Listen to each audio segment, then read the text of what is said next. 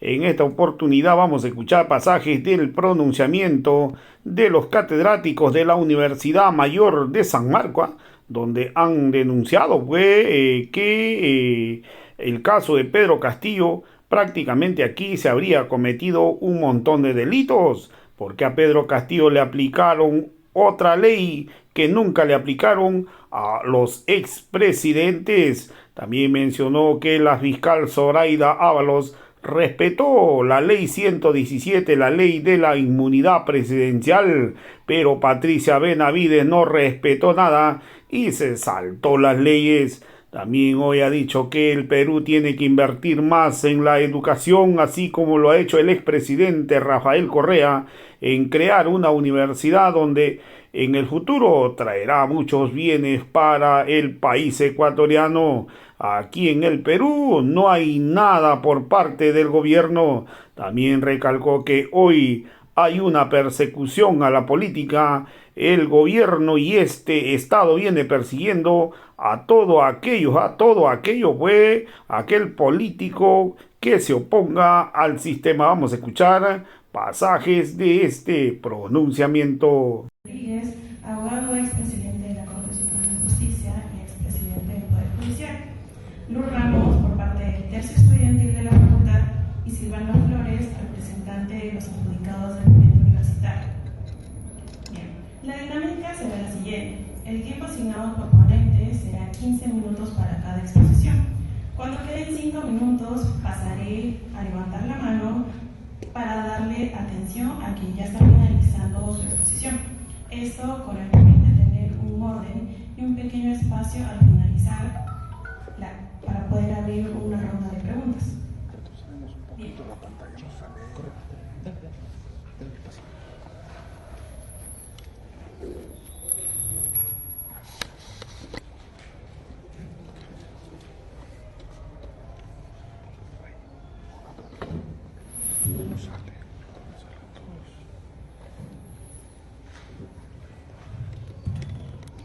Para explicar un poco de lo que queremos ver en el seminario, se explicará de manera clara qué significa la judicialización de la política y cómo se relaciona con la respuesta popular. Es crucial comprender esto para poder analizar con mayor profundidad su impacto en la dinámica política de nuestro país y así poder comprender mejor cómo se manifiesta este fenómeno y cuáles son sus implicancias. Esto viéndose reflejado en la percepción política que hemos visto en los últimos años. De igual forma, nos centraremos en la respuesta popular a la judicialización de la política. Se destacará la importancia de la participación de la ciudadanía y cómo esta se relaciona con la respuesta de la judicialización mediante la defensa de los derechos civiles, la lucha contra la corrupción o la protección de la independencia de los derechos civiles. A medida que vamos profundizando en el tema, encontraremos con desafíos y dilemas complejos. Es importante reconocer estos desafíos para buscar soluciones que promuevan un equilibrio adecuado entre los poderes de Estado y asegurar la estabilidad política y social. Bien, iniciaremos con la abogada Grace Paquíjaro, de parte de la izquierda de la mesa.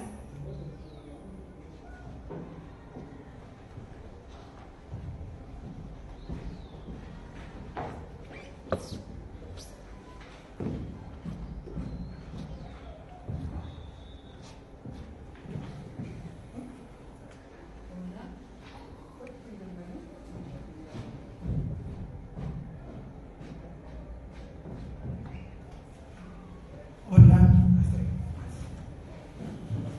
muy buenas tardes. Gracias por estar presentes y gracias por la invitación al tercio estudiantil de Sociales de la Universidad Nacional Mayor de San Marcos. Mi nombre es Grace Vaquerizo. Muy buenas tardes también con los compañeros de la mesa y especialmente al doctor Uberli. Yo quería compartirles algo muy puntual para que cada uno de nosotros y nosotras podamos sacar nuestras conclusiones respecto a lo que algunos llaman lawfare o guerra judicial o persecución judicial. Y hay un tema en concreto que se cruza con la actualidad, ¿no? Que es el tema del artículo 117 de la Constitución. El artículo 117 de la Constitución es un artículo que establece excepciones a la inmunidad presidencial. ¿Esto qué quiere decir? Que un presidente en ejercicio no puede ser acusado, salvo algunas excepciones, como es el caso de haber cometido el delito de traición a la patria, el delito de cerrar el Congreso, o de interrumpir o no convocar elecciones generales. Esos son algunos de los supuestos. Entonces, en nuestro país, hasta el año 2020, este era un tema cerrado. Al presidente, a la institución presidencial, no se le puede perseguir, investigar, acusar, y eso es para mantener un adecuado funcionamiento de esta institución clave para cualquier Estado. En palabras de la ex fiscal de la Nación, la señora Gladys Echaíz, actual congresista del partido Avanza País, creo, Renovación Popular, comentaba respecto al artículo 117 lo siguiente, ¿no? El artículo 117 de la Carta Magna ha previsto mecanismos de protección al presidente de la República, estableciendo al efecto que, durante la vigencia de su mandato, el presidente de la República solo puede ser acusado por traición a la patria, por impedir las elecciones presidenciales, parlamentarias, regionales, municipales, etc. Esto decía la doctora Gladys Echaíz en el año 2008 ante una causa, ante un pedido de investigación que tenía ella en su despacho respecto al expresidente Alan García. Al presidente no se le toca. Pero ese criterio cambió en el año 2002, cuando ya teníamos al presidente Castillo. O sea, todos los demás presidentes se le aplicó el artículo 117 conforme está establecido en la Constitución, pero al presidente Castillo se le cambió el criterio. La señora Patricia Benavides presentó una denuncia ante el Congreso de la República, una denuncia constitucional, para que el Congreso acuse constitucionalmente al presidente de la República, el señor Castillo Terrones. ¿Y qué es lo que hace esta diferencia? Y ahí hay que entrar al análisis. ¿Por qué a los demás presidentes se le aplica su inmunidad presidencial y por qué con Castillo Terrones cambia esa situación? Esa situación de alerta, de alarma, que algunos sí denunciaron en su momento, pasó por agua tibia por aquellos defensores de la democracia y de los derechos humanos que no advirtieron el peligro, que no advirtieron el lawfare al que estaba siendo sometido el presidente de la República. O sea, todos los demás presidentes que han gozado de la venia de los partidos tradicionales, de los partidos de derecha, no se les puede tocar, pero al presidente de la República, que llega con un partido de izquierda, con compromisos sociales por cumplir, a él sí hay que investigar.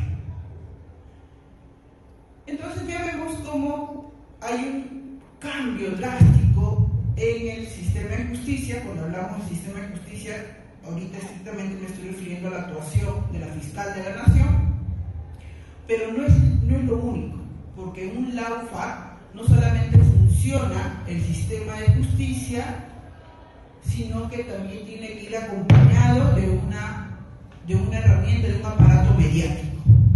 Entonces teníamos prendidos los televisores y la guerra mediática era diaria. Castillo hizo esto, la familia de Castillo hizo lo otro, los amigos, los parientes, los sobrinos, la fiscal de la Nación que está investigando tal hecho, tal testigo, se le cita al presidente en las oficinas.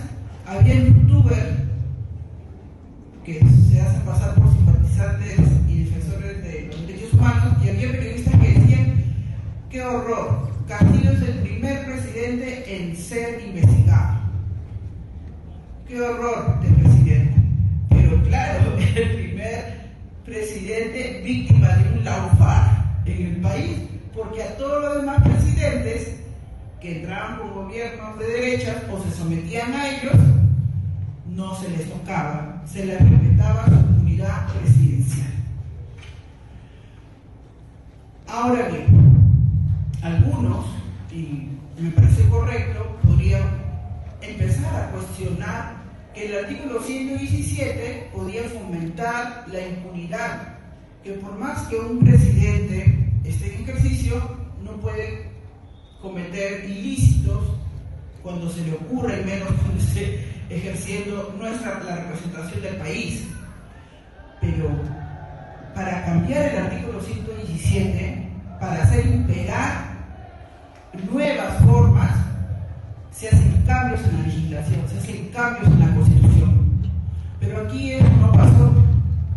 Lo que pasó es que tuvimos una fiscal que era herramienta de un mayor aparato de persecución para obstruir a que el señor Castillo, el señor presidente, pueda ejercer el gobierno conforme a las facultades que había obtenido de su logro, de su victoria en julio del 2021.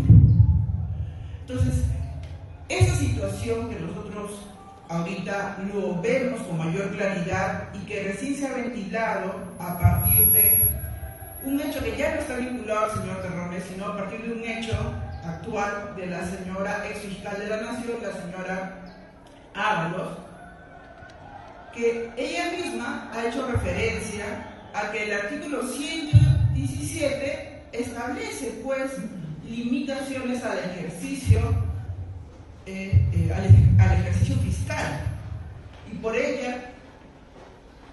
eso es que ella, a través de un nuevo criterio, que también no era el criterio formal que les acabo de leer, que es el que tenía la señora Gladys de Chaiz, ella amplía ese criterio y lo que hace es investigar, abrir la investigación, pero suspender los actos. Entonces, ella como que trató de avanzar en la aplicación de un nuevo criterio, pero al final ella mantiene el respeto y la aplicación del artículo 117, que es la inmunidad presidencial. Pero quien dio el salto, quien dio el cambio y empezó a investigar a un presidente fue la señora Patricia Benavides. Ella sí cambia el criterio. Lamentablemente, ahora muchos defensores de derechos humanos, de los principios democráticos, sí hablan de que hay una intervención, hay una distorsión en las funciones de la fiscal Patricia Benavides, pero en su momento guardaron silencio frente a esta mala aplicación del artículo 117 que hizo la fiscal de la Nación. Esto que fue en el 2022 no tuvo la respuesta popular, la respuesta ciudadana, no tuvo la respuesta de fiscalización de parte de los centros de estudiantes, los colegios de abogados. Son muchas veces los ciudadanos, los estudiantes, los llamados a proteger nuestras propias instituciones. Lamentablemente eso no ocurrió en su momento. Sin embargo, no es tarde. Creo que tenemos oportunidad de evitar que la actual coalición dictatorial que viene manejando el país siga ocupando más poderes. Y creo que en estos espacios la participación de los estudiantes es sumamente importante para lograr ese objetivo. Gracias por su atención.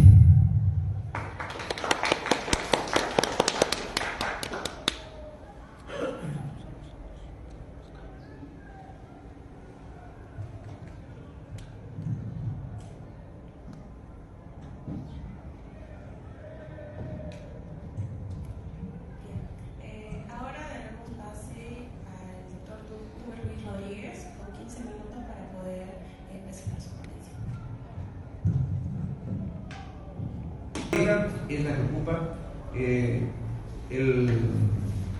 un puesto importante, pero no crean que está bien arriba. Está en el puesto 363 del ranking, ¿no? 363. solo que está dentro de las 1000, pero está en el puesto 363. De ahí viene la Universidad Cayetano Heredia, que algunos años ha estado en primer lugar. La Cayetano Heredia está en el puesto 651 del ranking. 651. Dos universidades privadas son las que están en primer y segundo lugar, pero después del puesto 500, dentro de las 1000. Y recién aparece ahí la cuatricentenaria y respetada Universidad Mayor de San Marcos en el puesto 801. En el puesto 801 de las 1000. Bueno, por lo menos ya figura San Marcos, aunque fuera en el puesto 800 dentro de las 1000. Luego, después de las 1000 ya vienen la Universidad de Ingeniería, la Agraria de la Molina, la Santo Abad del Cusco, la UPC de Ciencias Aplicadas, de la Amazonía Peruana, la San Agustín de Arequipa y Científica del Sur. Así está. ¿Por qué les menciono este dato del ranking de las universidades? Porque nosotros deberíamos exigir que el Estado privilegie la educación pública. Y muchos dirán, ¿para qué diablos el Estado va a privilegiar la educación pública? Una pregunta. Por esta botellita de agua que compramos, ¿pagamos impuestos? Pagamos impuestos. ¿Y a dónde vamos impuestos? A la SUNAT. Y la SUNAT es el ente recaudador de los impuestos. Y los impuestos, al final, ¿quién los administra? El Estado, pues el MEC, el Ministerio de Economía. ¿Y qué tiene que hacer el Estado? Devolvernos esos impuestos que pagamos con servicios. Y el principal servicio debe ser la educación y la salud. Porque si nosotros, ¿para qué tenemos Estado? Entonces, ¿para qué nos cobran impuestos? Si el Estado no nos va a dar nada, entonces no le paguemos nada pues, al Estado. Por ejemplo, yo como abogado profesional, mi colega supongo que lo hará también, si que ejerce la profesión, por cada residuo de honorarios profesionales pagamos el 8%. Y si yo gano más de 90.000 soles al año, ya pago el 30%. Es un impuesto confiscatorio. Si eso pago yo como profesional independiente, lo que pagan las empresas, las personas jurídicas. Porque nosotros al comprar una caja de fósforo estamos pagando impuestos, al comprar una botella de agua pagamos impuestos. Entonces, ¿por qué el Estado no debe estar obligado a brindarnos servicios de calidad en transporte público, en educación pública, en salud pública, en carreteras, en caminos? ¿Me entienden? No lo hace ¿por qué? Porque el Estado ha quedado rezagado a segundo plano. Es decir, ha quedado en el rol subsidiario que dice la Constitución del año 93. ¿Cómo corregir eso? Con una nueva Constitución. Pero tampoco significa que ya la Constitución nueva de por sí es la varita mágica. No. El tema es que esa es una herramienta, pero también se necesita que haya un gobierno que pueda aplicar esa Constitución. Porque si no, puede pasar lo que pasó en Ecuador, una Constitución progresista que Rafael Correa la implementó bien, y Rafael Correa implementó lo más avanzado en educación que hay en América Latina. Ustedes que pueden googlear, creó la Universidad del Conocimiento Yachay, donde se enseñan todas las profesiones que se llaman de punta: nanotecnología, la biotecnología, la robótica. Es decir, ellos en Ecuador de aquí a 15 años van a producir celulares, van a producir computadoras, pero nosotros de aquí a 20 años seguiremos produciendo piedras para exportarlas como materias primas, porque tenemos una economía primaria exportadora, no industrializamos nada. ¿Por qué? Por el modelo. Entonces deberíamos tener una super universidad, porque ahí tiene que estar el conocimiento que nos lleve a la soberanía científica, así como hablamos de soberanía alimentaria, por ejemplo, ¿no? ¿Dónde está concentrado el conocimiento en Estados Unidos? Está lo que se llama el Silicon Valley, el Valle del Silicón. Ahí está Google, ahí están todos, Amazon, todos los conglomerados científicos. Pero cada país del mundo que ha logrado progresar también tiene su Silicon Valley. China lo tiene, Vietnam lo tiene, Corea del Sur lo tiene, Israel lo tiene, y en América Latina el único que lo tiene es Ecuador. Pero tuvo que invertir Correa $10.000 millones para implementar esa super universidad que se llama Yachay. Esa es conocimiento. Y al implementar esta super universidad, ha puesto ahí a los talentos, pues. Ahí en Ecuador, en todas las universidades nacionales, se da examen de admisión en la misma fecha, es decir, el mismo día, o si estuviéramos en Perú, la UNI, San Marcos, Arequipa, en el mismo día. De ese mismo día que entran los estudiantes, los 200 primeros, ¡pum!, son captados para Yachay, para la Universidad del Conocimiento. Eso a futuro va a traer muchos beneficios. ¿Por qué? Porque se está trabajando para el futuro. Es tener visión de estadista para 20, 30 años adelante, no para el día a día. Salir a pasear por ahí, a visitar, eso no, para hacer una vereda, ¿no?, un parquecito, no, tenemos que sembrar futuro. Hacer, por ejemplo, el tren Grau, Tumba, Estaga con sus ramales. La vía férrea es absolutamente necesaria desarrollar en el país en el transporte. Entonces, tenemos que pensar en cosas, digamos, de largo plazo. Ahora, volviendo al tema, ya mi colega habló sobre la lawfare, o sea, la judicialización de la política. ¿Qué es judicializar la política?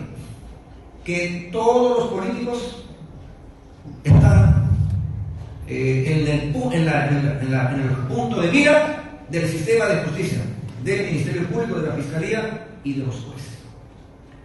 Obviamente, si se judicializa la política, lo normal sería, bueno, que se les dé el mismo trato a todos, pues, ¿me entienden? Se les dé el mismo trato a todos. Pero si se les da un trato desigual a los escogidos por el sistema, entonces, ¿qué cosa encontramos? Que se usa la lawfare para perseguir a enemigos del sistema, adversarios del sistema. Entonces, si alguna persona de izquierda es escogido por el sistema, que le den un trato justo, que le den el debido proceso. Pero no, ¿qué pasó con Walter Adubí, que encabezó las protestas en el sur, en las provincias del sur de Puno, que se le conoce como el Aymarazo? ¿Se acuerdan? Como el Aymarazo. Lo condenaron finalmente por disturbios y le aplicaron una bien confusa categoría que han inventado últimamente en la doctrina, que se llama la autoría no ejecutiva, la coautoría no ejecutiva, porque como no pueden aplicar autoría inmediata, porque sería por el crimen organizado, un aparato organizado de poder, como fue el grupo Colina, en base al cual se condenó a Fujimori y a Montesinos, ¿de acuerdo? Autoría inmediata, aparato organizado de poder al margen de la ley. Pero si Adubí es presidente del Frente de Defensa de los Intereses de las Provincias del Sur, ¿cómo le van a decir que es una organización criminal? Entonces, ¿qué han creado? La coautoría no ejecutiva. Quien ha estudiado derecho sabe que coautoría es la ejecución conjunta de un delito, pero en el mismo momento y porque están presentes. O sea, vamos a saltar un grifo, la señorita va conmigo, ella tiene una función, yo tengo otra función, mi amigo otra función, es coautoría en el momento. Coautoría. Pero si me ponen coautoría no ejecutiva, miren, soy coautor, pero no estoy ejecutando yo el delito. Entonces Adubí le dice, porque Adubí, ¿por qué lo condenaron por disturbios? ¿Y dónde fueron los disturbios? En Puno. Pero Adubí no estaba en Puno, estaba en Juliaca. Pero como Adubí no estaba en Puno, si no estaba en Juliaca, ¿cómo lo condenamos? Si él no ha estado en el lugar de los hechos, ¿cómo va a ser coautor? Hay que crear nuevas categorías y ya se ha creado la categoría de coautoría no ejecutiva para poderlo condenar, y lo han condenado. Obviamente, yo estuve también en su recurso de casación, pero ¿cuál fue lo bueno? Porque él estaba preso, condenado a 6 años por disturbios. Le han mantenido la condena, pero le han cambiado el tipo de pena, pero aplicando el convenio 169 de la Constitución, que dice que cuando un indígena lo condenas, tienes que aplicarle una sanción distinta a la cárcel. Y por eso es que lo han condenado a una pena suspendida en su función. Por eso ustedes verán que Adubí no participa para nada en las movilizaciones, porque está prohibido, pues si lo hace, viola las reglas de conducta y le revocan la condicional de la pena y la convierte nuevamente en pena efectiva. Entonces, pero en el fondo, Adubí ha cometido un delito común, es un hecho político, porque estuvo encabezando la lucha del sur. ¿Y qué cosa acaban de hacer con los compañeros dirigentes de Tía María? En Moquegua, los acaban de condenar a pena privativa de la libertad, simplemente por defender sus tierras, por defender la agricultura, por defender el medio ambiente, para privilegiar a empresas extranjeras como una empresa mexicana, que es la Saudi, me parece. Entonces, así se está judicializando la política, como se hizo con Rafael Correa en Ecuador. como se está haciendo con Cristina Kirchner en Argentina. Es decir, perseguir fundamentalmente a líderes de izquierda para eliminarlos políticamente. ¿Cómo se está haciendo eso en el Perú? Se está haciendo también con Gregorio Santos. Porque al margen de que pudiera ser culpable, ¿cómo le van a poner 19 años de pena privativa de libertad? Es decir, una pena más grave que homicidio calificado, es 15 años. Es decir, como si hubiera matado a un asesino en serie, le han puesto 19 años, ahorita está en apelación. Pero tiene otro proceso pendiente, que seguramente también lo van a condenar. Y como ahora hay la suma de penas, eso se llama concurso real de delitos, al final lo van a condenar por lo menos a 50 años. Entonces ya eso pues es un ensañamiento, porque el delito principal de Gregorio Santos no es que de repente haya cometido el delito de corrupción, fundamentalmente cometió el delito de enfrentarse a Yarracoche para impedir que se adueñaran de las cabeceras de Cuenca, de los páramos de Cajamarca, por eso. Y también en el caso de Pedro Castillo. No voy a entrar a debatir si fue legal o ilegal su destitución o su vacancia. Entiendo que hay bastantes elementos para decir que se violó el reglamento del Congreso para declararle la vacancia. Pero en fin, ya estaba vacado. ¿Pero por qué le han dado prisión preventiva? ¿Por qué le han dado obligatoriamente prisión preventiva? Y le acaban de dar a Betsy Chávez. Yo, que he sido juez de la Corte Suprema y siempre he tenido un pensamiento libertario, una concepción garantista se llama eso dentro del proceso penal, para mí una persona debe ir a la cárcel cuando yo fui declarado culpable. Antes no, porque me ampara la presunción de inocencia. Excepcionalmente alguien puede ir a prisión preventiva, pero pues excepcionalmente cuando sea un peligro para la sociedad. Por ejemplo, un jefe de un cartel de narcotraficantes, pues por decir que tuviéramos aquí al Chapo Guzmán, o tuviéramos al colombiano, ¿cómo se llama Pablo Escobar. Bueno, a ellos pues así, a ellos ya hay que asegurar, porque si le damos comparecencia nunca van a volver al proceso. Los aseguramos. Pero a personas que tienen una vida común, que son alcaldes, que son gobernadores regionales y que recién están en investigación preparatoria, ¿para qué les van a dar prisión preventiva? Denle comparecencia para que afronte el proceso en libertad, porque además un preso no solamente va preso él, va preso toda la familia, porque esas son las consecuencias de una prisión.